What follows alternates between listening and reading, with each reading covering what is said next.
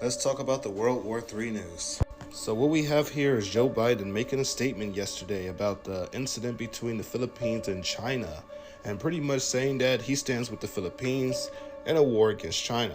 And this is because we have a defense treaty with the Philippines. I'm going to show y'all Biden's statement, and then after Biden's statement, I'm going to show y'all what China said right back at him. The road, including freedom of navigation. Just this past week, the PRC vessels acted dangerously and unlawfully as our Philippine friends conducted a routine resupply mission within their own exclusive economic zone in the South China Sea. I want to be clear. I want to be very clear. The United States defense commitment to the Philippines is ironclad.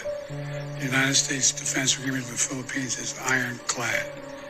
Any attack on the Filipino aircraft vessels or armed forces will invoke our mutual defense treaty with the Philippines. So that would be a war with China just after you announced the Hamas and Russia situation too, that we just stand up against them.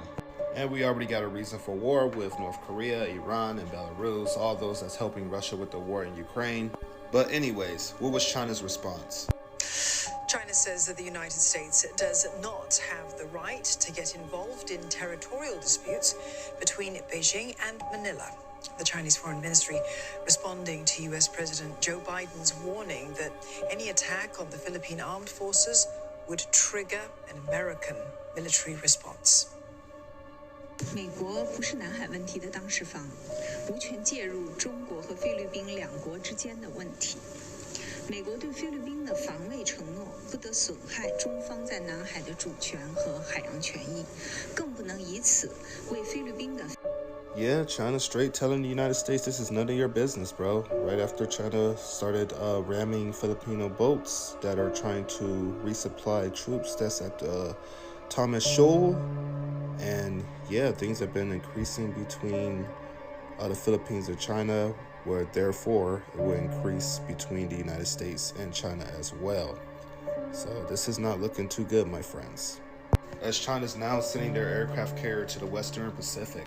China sailed their aircraft carrier south of Taiwan into the Western Pacific on Thursday, according to the Ministry of National Defense. Russia's planning to deploy missile ships in a lake near the Baltic Sea in response to NATO expansion. Yeah, I told people it was starting to brew up. Maybe they'll believe me now. Canada is now reporting that the 7th Canadian has died in the Israel and Hamas war, while adding that an additional 2 is missing. Israel hit 250 targets in Gaza yesterday. That is insane. Just showing how bad this war is escalating. Showing a report about Biden saying that the United States is willing to fight China on the behalf of the Philippines. Just reminding Americans who we're about to go to war with. The EU is about to put an embargo on Russian diamonds, but not only diamonds, they're going to do it on aluminum as well. And I know the United States just ordered an immediate halt to some AI chips exports to China, which is coming from NVIDIA. All these sanctions and restrictions are about to cripple our economy. I don't think people realize that. It is no longer business as usual. Seems like these guys are getting ready to fight. And the closer that we get to war, the closer everything gets to collapsing. Because we're in a new era of tensions, a new multipolar world, and a new world war.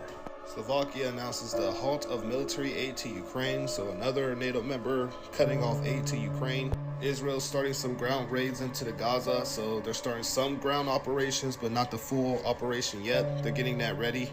United States Air Force is activating their units dedicated to electronic warfare.